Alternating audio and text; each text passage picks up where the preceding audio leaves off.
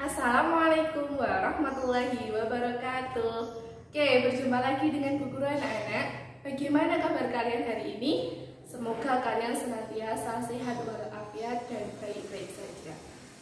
Kalau pada pertemuan sebelumnya kita sudah belajar muatan pembelajaran PPKN, hari ini kita akan mencoba belajar muatan pembelajaran bahasa Indonesia.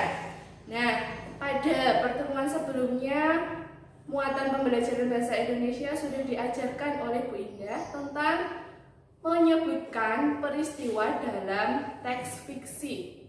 Nah, sekarang kita akan mencoba untuk mempelajari bagaimana menyebutkan peristiwa dalam teks non-fiksi. Selain itu, ada satu lagi topik yang akan kita pelajari, yakni langkah-langkah dalam membuat poster, sehingga diharapkan nanti kalian bisa membuat poster sendiri di rumah.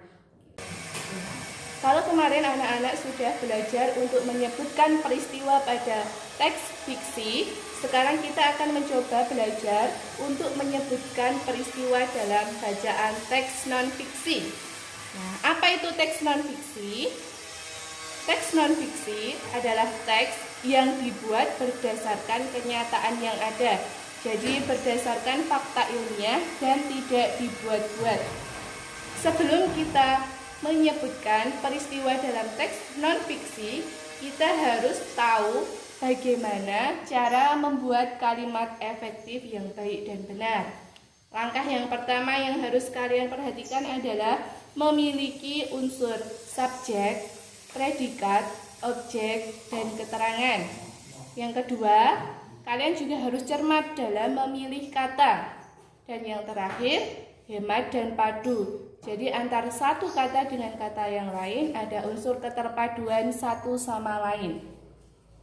Sekarang kita akan mencoba bersama-sama menyebutkan peristiwa dalam teks non-fiksi dengan membaca buku tema 8 halaman 61. Coba kalian cermati bersama-sama teks tersebut. Sudah dibaca anak-anak? Nah, sekarang kita akan mencoba menyebutkan peristiwa dalam teks tersebut.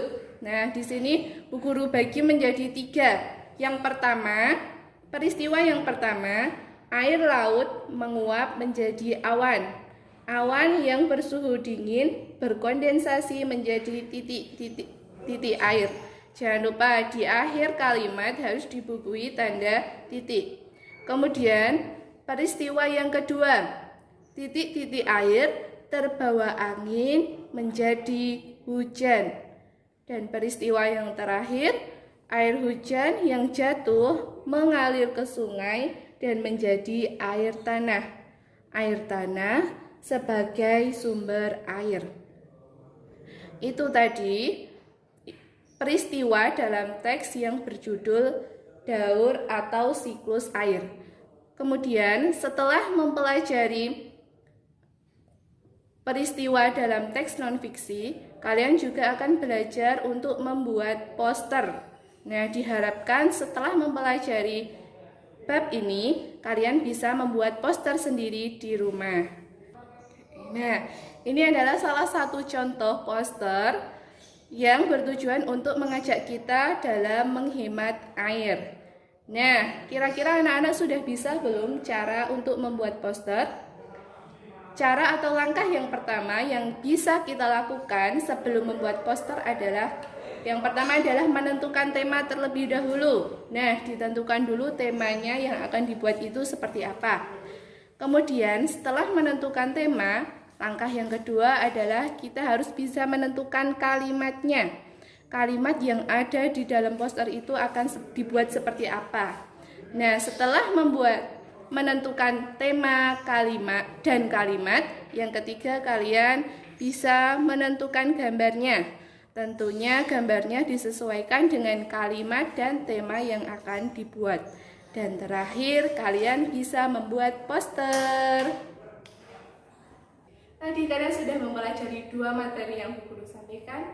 Yang pertama, menyebutkan peristiwa dalam teks non-fiksi. Dan yang kedua, kalian telah mengetahui bagaimana langkah-langkah dalam membuat poster. Oke, semoga pembelajaran hari ini bermanfaat bagi kalian. Terima kasih. Wassalamualaikum warahmatullahi wabarakatuh. See you.